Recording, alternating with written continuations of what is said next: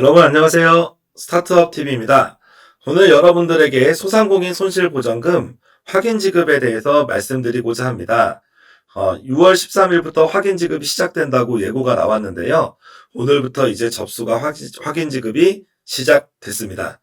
그래서 대부분의 내용들은 큰 변동사항이 없으나 몇 가지 확인 지급을 통해서 받으실 수 있는 분들이 확대된 바 그에 대한 내용을 좀 말씀을 좀 드려보고자 합니다.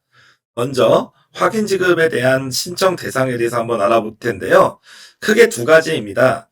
한 가지는 신속 지급 때 내가 지원 대상이지만 지금 접수할 수가 없고 6월 13일 이후에 접수해라 라고 나온 경우가 있을 거고요. 두 번째는 아예 내가 1, 2차 다 받았는데 3차 때 접수하니까 지급 대상자가 아니라고 나온 경우가 두 가지가 있었죠. 그래서 후자입니다. 지급 대상자가 맞다라고 나오는데 추가 자료를 제출해서 내야 되는 경우가 있고, 지급 대상자가 아니지만 추가 자료를 제출해서 지급 대상자로 바뀔 수 있는 경우 두 가지가 되겠습니다. 특히 후자 쪽의 설명을 오늘 좀 더 같이 한번 여러분들하고 알아보도록 하겠는데요. 앞에 부분들이 먼저 나오니까 가볍게 좀 설명드릴게요. 지급 대상자로 줘야 되지만 추가 자료 제출이 필요한 경우 몇 군데가 있는데 공동대표 이런 경우 이제 위임장 같은 경우가 있어야 되고요. 사회적 기업 협동조합 같은 이런 내용들, 즉 대표자가 여러 명인 경우일 때 위임장 같은 경우가 필요한 내용들입니다. 그 다음에 혹시 정책자금 지원 제외 업종이 아닌지 필요한 사업체 이런 경우는 나중에 사업자 등록증이나 이런 서류를 내셔야 되는 분들이 있고요.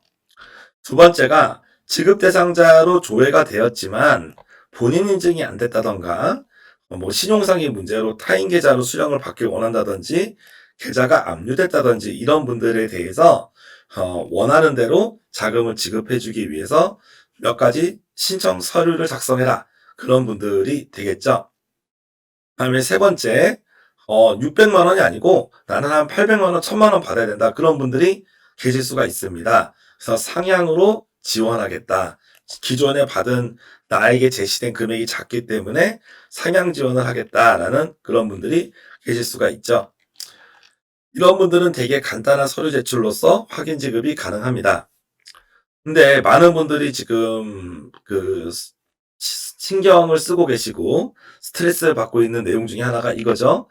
지급 대상자로 조회되지 않는다라는 경우인데요. 이때 내가 지급 대상자로 조회되진 않았지만 서류를 제출을 통해서 지원이 가능한 경우가 되겠습니다. 어떤 경우가 있는지 한번 보겠습니다. 첫 번째, 매출 감소가 확인된 경우. 두 번째, 손실보전금 매출 감소 기준을 충족하지는 못했지만 정부에서 방역 조치를 이행한 사업체다라고 볼 수가 있고요. 세 번째, 매출액이 0원이라서 지원에서는 제외됐지만 영업을 지속할 수 있는 사업체. 마지막으로 법인 사업자로 전환된 사업체. 요 네 가지가 있습니다. 이 중에서 저희가 말씀드렸지만 뜻이 방역 조치를 이행한 사업체는 매출이 증가해도 받을 수 있다라고 말씀을 드렸잖아요. 그 부분이 여기 2번 조항에 나왔던 내용이고요. 그리고 매출이 0원, 매출이 신고금액, 매출을 사업을 할 수가 없었다. 매출이 0원이었다는 분들이 영업을 지속했다는 증명서류를 내면 지급이 되겠다라는 경우죠. 그래서 매출 신고금액이 0원인 업체와 방역조치를 이행한, 매출이 증가했지만 방역조치를 이행한 두 가지 유형은 구제가 가능하겠다라고 볼 수가 있겠습니다. 한번 상세 내용 한번 살펴보면은 확인 지급을 할 때는 서류를 증명을 해야 되는데요.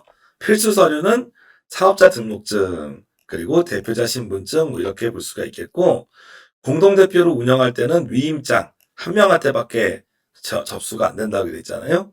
그리고 협동조합 같은 경우는 인증서나 설립인가증, 지원 제외 업종이라서 안 됐었다라고 했는데 나는 지원 가능 업종이야 라고 하시는 분들은 이제 부가세 확정신고서나 사업장 현황신고서 요거를 제출하면 된다라고 말씀드릴 수 있겠습니다. 그리고 온라인 본인 인증 불가라는 경우는 이제 이름이나 개명이 되신 경우 주민등록 초본을 제출하면 되겠고, 대리인을 통해서 수령하고자 한다. 그러면 대표자 명의 통장사본, 위임장 이런 걸 내시면 되겠고, 대표자 사망이면은 가족관계 증명서나 대표자 변경사실 증명 뭐 이런 걸 하게 되겠습니다. 지원 유형 변경 같은 경우는 거의 부가세 신고 내용을 내시거나 뭐 행정명령 이행 확인서 이런 걸 내시면 문제가 없을 것 같고요. 자, 지급 대상자로 조회되지는 않지만 자유제출을 통해서 신규 신청하는 경우 이 부분을 조금 더 중심으로 볼게요. 나머지 분들은 좀 알고 있을 거 생각을 합니다. 근데 매출이 나는 감소했는데 왜 정부에서는 감소하지 않은 걸로 이렇게 오인될 수도 있죠. 실제로 매출이 감소했는데 뭐 행정상의 미스라든지 아니면은 뭐 과세 인프라나 뭐 이런 면세, 간이과세자 같은 경우는 이런 문제가 발생할 수 있을 거고 또 보통 부가세 같은 걸 경정 청구 같은 걸 통해서 부가세 신고 금액을 바꾸는 경우들이 있으니까 그에 따라 변경이 됐을 수가 있습니다. 그래서 이런 경우는 부가가치세 증명원 아니면 사업장 현황신고서, 면세인 경우는 면세수입 증명원 이거를 제출해서 매출 감소한 걸 확인되면 주겠다라는 그런 내용으로 말씀드릴 수가 있고, 상향지원 돈 더 줘라 라고 하는 경우도 마찬가지로 매출 감소에 대한 증빙, 그리고 이제 행정명령 이행 확인서, 영업제한 같은 내용이죠. 그런 내용으로 볼 수가 있겠습니다. 그리고 요 부분 전에 말씀드렸다시피 저희도 질문 오신 분 중에 그런 분들이 많았어요. 저희가 미용실을 하는데 제가 기억에 나는 게 그거예요. 미용실이 나서 방역 영업 제한 있지 않았냐. 영업 제한이 있었다. 그리고 방역 조치를 이행을 했는데 매출이 증가해서 못 줬다고 한 분들은 이런 경우에 지자체의 행정명령 이행 확인서를 받으면 지급이 가능하다라고 볼 수 있겠죠. 그래서 집합금지, 영업제한, 시설 인원 제한 조치가 있었던 그런 데들이 어디였습니까? 음식점, 뭐 카페, 뭐 독서실, 스터디 카페, 뭐 이런 데들, 미용실 이런 대부분의 업체들은 이 부분에 대해서 지자체의 행정명령 이행 확인서를 발급을 받으면 지원이 가능하다. 즉 매출이 증가했어도 지원이 가능하다는 점 꼭 인식을 해주셨으면 좋겠습니다. 그리고 매출이 없어요. 영업을 못했어. 내가 사업은 하고 있었는데 매출이 안 나왔어요. 그런 경우가 발생할 수가 있죠. 이런 경우에는 매입 자료를 제출하면 자금을 주겠다. 그래서 매출이 0원이라도 우리는 구제가 됩니다. 매출이 증가했지만 집합금지, 영업제한, 시설 인원 제한 등의 조치를 이행한 경우 방역 이행을 했다는 그런 이제 여기 앞서서 말씀드렸지만 행정명령 이행 확인서를 제출하면 되고, 그리고 매출이 0원인 경우는 사업 경비를 썼다는 내용을 주시면 되는데요. 대표적인 사업 경비가 사회보험료, 사대보험료가 되겠고, 그 다음에 매입을 했으면 현금 영수증이나 사업용 신용카드 매입 내용이 있었을 겁니다. 그래서 홈택스에서 이 내용을 떼시면 됩니다. 공과금을 만약에 제출했다. 그럼 내가 현재 사업장 소재지에 있는 전기나 수도, 가스요금 납입 영수증만 내도 지급을 하겠다라는 거죠. 매출이 0원이신 분들도 사대보험료 아니면은 홈택스에 등록된 현금 영수증이나 사업용, 즉 매입자료, 그리고 사무실 건물, 지금 현재 임차나 이렇게 해서 쓰고 있는 매장이 수도, 전기, 가스 요금 요거 중에서 무엇이든 내면은 한 가지만 증명해도 자금을 주겠다고 하니까 매출이 0원이신 어떤 분들도 이번에 지원이 가능하겠습니다. 그리고 개인 사업자에서 법인 사업자로 전환한 분들도 지원이 가능하다라고 이렇게 볼 수가 있겠습니다. 그래서 크게 매출이 증가하였지만 집합금지, 영업제한, 시설 인원 제한으로 되셨던 분들, 행정명령을 이행하셨던 분들은 구제가 된다. 그리고 매출이 0원이지만 어찌됐든 간에 매입했던 경비를 낼 수 있었던 분들은 이 매입 경비를 바탕으로 해서 600만 원을 받을 수 있다는 부분, 그 부분이 좀 더 구체적으로 나온 내용입니다. 확인 지급에 대한 절차는 기본적으로는 온라인으로 서류를 제출을 하시게 되고요. 나중에 공단에서 검증을 해서 실제로 지급을 하게 되고, 서류를 받는데 문제가 있다라고 할 경우에는 따로 알려줍니다. 그러다가 정정정 그래도 처리가 안 된다라고 할 경우에는 8월 중에 이의 신청을 할 수 있다라고 볼 수가 있겠습니다. 상세한 내용들은 여기 내용들 이제 앞에 있었던 말씀드렸던 내용들을 좀 요약한 부분들입니다. 넘어가도록 하고요.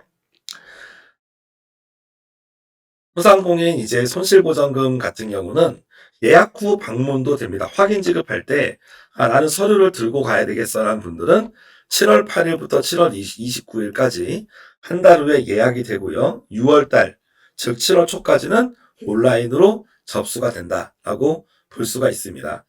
방문 예약을 하실 때는 7월 7일 목요일부터 예약이 가능하니까 꼭 예약을 하고 가야 된다라고 볼 수가 있겠습니다.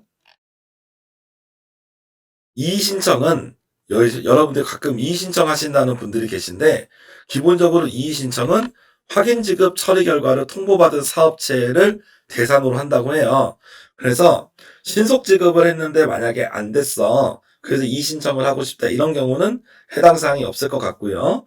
확인 지급까지 신청을 했는데 그래도 안 된 경우는 이의 신청을 할 수 있고, 이의 신청은 8월 중에 안내가 될 예정입니다. 근데 어찌됐든 간에 이런 손실보전이나 이런 정부 지원은 이 공문에 의거해서 나가기 때문에, 여러분이 만약에 돈을 못 받는다는 문제가 있을 경우 공문상에서 억울한 부분이 있을 때 이의 신청을 해서 통과가 될 가능성이 높은 거죠. 근데 이제 만약에 매출액이 증가해가지고 이 손실보전금이 그런 사각지대에 계신 분들, 요 기준에서 구제가 안 되는 분들 같은 경우는 이 신청을 한다고 해도 크게 될 가능성은 좀 없지 않을까, 그런 생각이 듭니다. 그래서 어떻게 보면은 그 사각지대에 계신 분들을 좀 더 도와줄 수 있는 그런 내용들이 나왔으면 하는데요. 추가적인 사업이라도 나와서 좀 구제가 되었으면 하는 바람입니다. 대부분의 경우는 매출액은 국세청에서 확인되는 자료만 인정되기 때문에 개별적으로 뭐 매출 전표 같은 걸 뽑아와도 인정이 안 된다는 거죠. 그래서 매출액 기준으로 했을 경우 대부분의 경우가 여러분이 내가 손실을 본 것 같아도 여러분이 갖고 오는 뭔가의 뭐 장부나 이런 것 같은 경우는 인정을 하지 않겠다는 점. 그래서 이 부분을 명심을 해주셔야 되겠습니다. 홈택스 내용을 가지고 간다라고 말씀드릴 수가 있겠고요. 여기에 대해서 온라인 접수는 소상공인 손실보장금.kr 1533-0100에 문의를 하시면 되겠다라고 볼 수 있겠습니다. 나머지 내용들은 뭐 서류나 뭐 그런 내용들이기 때문에 시간이 되실 때 저희가 그 공지문에 링크를 걸어 드릴 테니까 한 번 더 시간 되실 때 한번 살펴보시면 좋겠습니다. 아무튼 이제 손실보전금 확인 지급에 대한 내용을 오늘 좀 정리를 했습니다. 가장 큰 내용을 조금 말씀을 드리면, 전에도 예전에도 말씀드렸지만 기존의 중기부 장관이 당분간 변화 없다라고 얘기했잖아요. 검토 안 한다고 얘기했죠. 실제로 검토가 지금 안 돼 있는 거죠. 그래서 기존의 공문이 유지되어 있다라는 말씀을 드릴 수가 있고, 다만 그럼에도 불구하고 기존 공문에 있었던 매출이 증가하였지만 집합금지, 영업제한 등을 받았던 업체분들은 나중에 행정명령 이행확인서죠. 이행확인서를 지자체로부터 받아서 제출을 하면 지급이 된다. 이 부분이 하나가 구제가 됐고, 그 다음에 매출이 아예 0원이라서 제외됐던 분들, 매출이 없어 이런 분들은 매입증빙이라고 합니다. 사업에 필요한 돈을 매입증빙 서류를 한 개라도 제출을 하면 된다. 근데 그 한 개는 어디서 확인할 수 있느냐? 홈택스에 들어가 보시면, 제가 지난 영상에서 그때 말씀을 Q&A에서 드린 적이 있었는데, 홈택스에 들어가면 현금 영수증 조회가 있고요. 현금 영수증 조회, 그리고 신용카드 조회가 있습니다. 현금 영수증과 카드 중에서 사업자용 현금 영수증이나 사업자 카드를 쓰신 거래 내역이 있으면 되는 거예요. 이런 경우가 되고, 사업자 내용까지도 우리가 안 했다, 그런 경우는 가스, 전기, 수도에 대한 영수증을 제출하시면 된다. 그래도 없으면 4대보험 직원이 있으면 4대보험 가입자 명부 있으면 되겠다. 그래서 요 세 가지 중에 하나만 있으면 매출이 0원인 업체들도 구제가 가능할 수 있다라는 말씀을 드려보겠습니다. 아무튼 손실보전금 확인 지급이 저희가 예상했던 대로 큰 변화 없이 예측됐던 부분까지 이렇게 나왔습니다. 그래서 어찌됐든 간에 구제가 되실 수 있는 분들은 빠르게 신청하셔서 접수를 하셨으면 좋겠고요. 이번에 손실보상금 확인지급 대상까지도 지원이 안 되시는 분들에게는 좀 유료의 말씀을 좀 드려봅니다. 그리고 정부에서 빠른 시간 안에 빨리 좀 더 도와줄 수 있는 방안에 대해서 다양한 그런 연구를 하기를 바라봅니다. 이상으로 오늘 스타트업 TV를 마치겠습니다. 감사합니다. 스타트업에게 도움이 되는 다양한 정보를 제공해드리고 있습니다. 좋아요와 구독, 알림 설정해주시면 큰 도움이 됩니다. 더욱 자세한 정보는 네이버 카페 창업자금연구소를 확인해주세요.